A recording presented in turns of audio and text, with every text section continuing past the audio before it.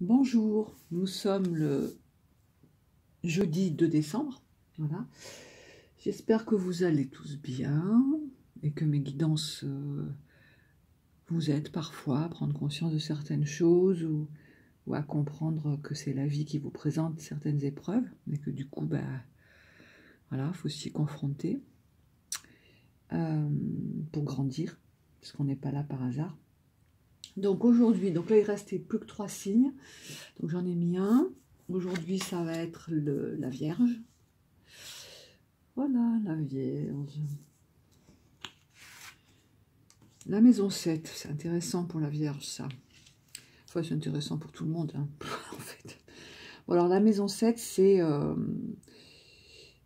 les contrats de travail, contrats de mariage, mais à notre époque, on se marie moins, et on est quand même en couple de façon parfois pérenne, quand même, hein.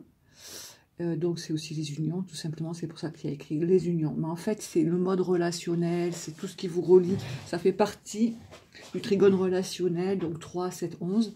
Donc c'est tout ce qui vous relie aux autres, par contrat ou pas.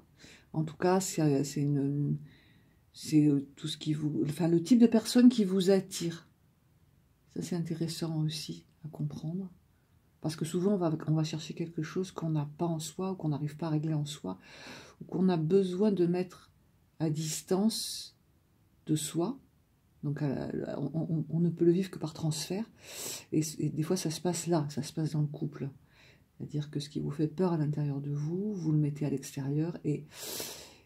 Et du coup, quand dans le couple, la personne à l'extérieur le règle, vous vous retrouvez confronté à vos propres démons. Et des fois, c'est un problème. Donc voilà, les contrats, les associations, les mariages.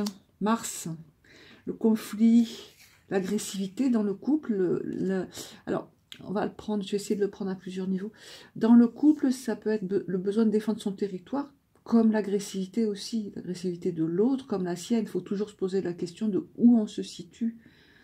Est-ce que c'est vraiment l'autre? Est-ce que c'est la sienne propre? Et le truc, c'est de pas se situer dans la culpabilité. Ça n'a aucun intérêt, mais c'est d'essayer de comprendre ce qui se passe, c'est tout.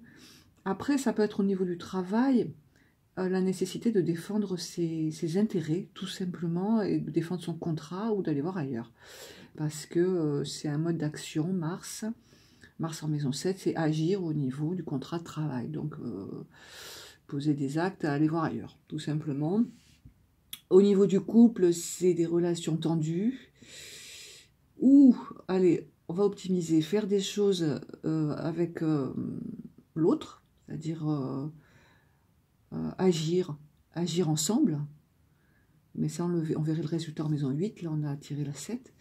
Mais c'est la nécessité d'être un leader au niveau du couple. Ce qui n'est pas toujours facile à vivre, surtout pour la Vierge qui n'est pas forcément un leader. Déjà, il faut qu'elle se lead elle-même. Mais bon, là, il y a la nécessité peut-être, ou le besoin, ou c'est ce qu'on sent en tout cas, qu'il faut être un leader. On ne le vit pas forcément très bien, mais comme ça. Et puis contrôler l'agressivité qui en découle, surtout si on ne le vit pas très bien. La nécessité de défendre son territoire, tout simplement. C'est quand même l'agressivité. Au premier niveau, c'est l'agressivité. Hein, donc voilà, c'est quelque chose qu'il faut contrôler, qu'il faut... Puis alors, chez la Vierge, c'est teinté de culpabilité en permanence, très souvent, et c'est compliqué à vivre dans une relation de couple. Au niveau de l'emploi, du travail, ça peut être plus simple. Hein. Normalement, il ne doit pas y avoir trop de culpabilité, mais il peut y en avoir. On peut se dire oui, mais bon, je vais faire défaut, etc. etc. Voilà, en tout cas, il faut poser des actes. Alors, découverte. Alors, soit vous découvrez quelque chose de votre compagne que vous ne soupçonniez pas, ou de votre compagnon, c'est possible. Ça peut être une découverte humaine, hein. La chouette, c'est la sagesse, il y a le livre, il y a les écrits, bon ça c'est très ésotérique, hein, l'étoile, machin. Bon, on est encore dans le décan de Mars, donc là, on peut avoir une hypersensibilité, la Vierge... Mars-Lune, de quoi a-t-on besoin? Ben, on a besoin d'action, on a besoin d'agir. Hein, tout simplement, à quoi on rêve? Ben, que ça bouge. Hein, on a quand même 2 fois Mars, là, en maison 7. Donc que ça bouge au niveau de la relation de couple, que ça bouge au niveau des contrats de mariage, que ça bouge au niveau relationnel de façon générale, c'est-à-dire qu'on se pose des questions sur son réseau d'amis. C'est vrai que les amis, c'est important aussi. Et ça en fait partie, la maison 7. Par quel type de personne est-ce qu'on est attiré? Donc je continue. Duperie. Ah, bon, j'aime pas trop voir ça en maison 7. On peut se sentir dupé, ouais, on peut se sentir effectivement... ou on dupe l'autre aussi, hein. De toute façon, faut pas oublier que c'est toujours dans un sens ou dans l'autre, hein. On vit beaucoup en transfert.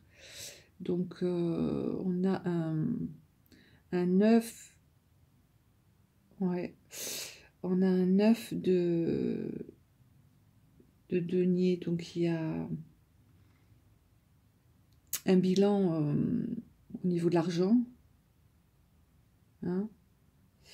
Il y a un bilan financier peut-être à faire, mais il y a aussi un bilan au niveau de ces... Le denier, c'est tout ce qui est concret, tout ce qui est... C'est la matière, donc c'est la matière du corps aussi. Bilan de santé, on peut passer par le denier. Comme les bâtons sont les énergies, hein. Mais là, on est dans un truc très terre-à-terre avec le denier avec les deniers, et du coup, on peut aussi avoir un bilan, et on peut se duper soi-même sur sa santé. Il peut y avoir un côté très flou, parce qu'on est en poisson. Ah, vous voyez, regardez. Mars, Mars, Mars. Beaucoup d'agressivité quand même là.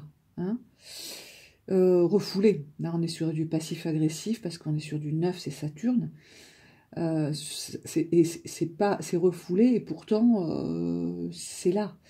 C'est là, très... il y a quelque chose de très sensible avec la Lune, hein, donc il y a quelque chose qu'il faut travailler pour exprimer sa sensibilité et pas la sortir de façon, j'allais dire bon, un gros mot, mais bordélique. Hein. Voilà, c'est-à-dire que Mars en poisson, c'est flou. Enfin, on sent cette agressivité, mais on ne sait pas vraiment d'où elle vient, pourquoi elle est là, et bon, on peut vite la transférer sur sa compagne, puisque c'est une lune ou son compagnon, hein, à la limite.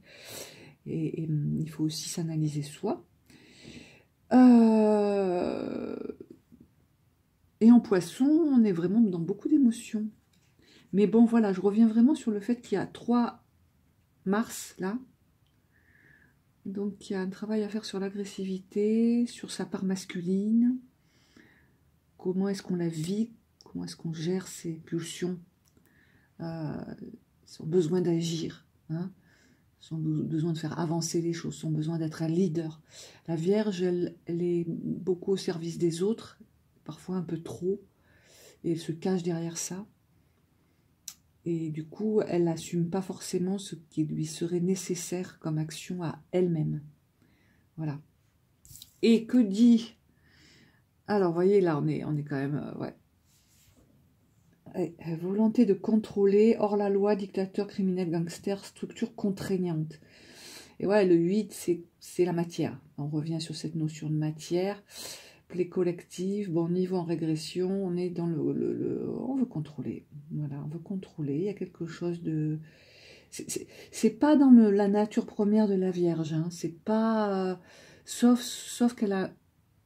Alors, la Vierge, quand elle contrôle, c'est de façon maniaque. C'est parce qu'elle a peur. C'est pour se rassurer. C'est un signe qui est peureux à la base. Et du coup, pour se rassurer, c'est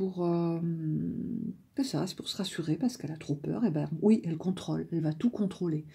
C'est pour ça qu'on parle de la Vierge maniaque. Mais la base, c'est ça, c'est qu'il faut qu'elle apprenne à se rassurer.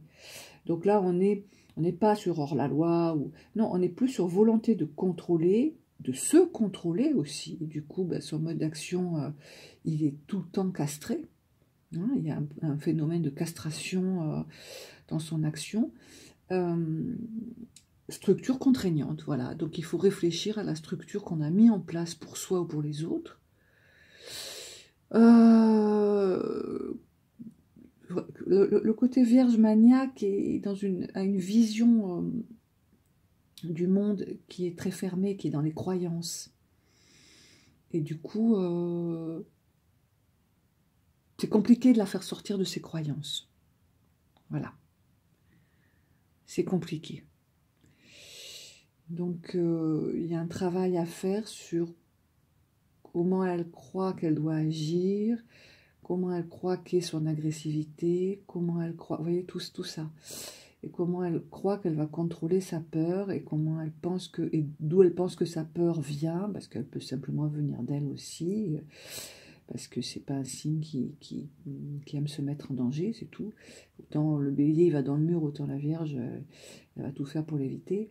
Donc il y a une question aussi de caractère et de relation à l'autre là, puisqu'on revient sur la maison 7. Donc vraiment un travail à faire sur sa peur, soi et les autres, face à la peur et face aux émotions.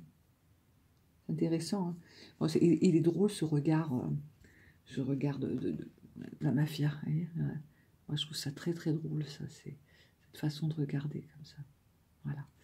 Bon, bonne journée.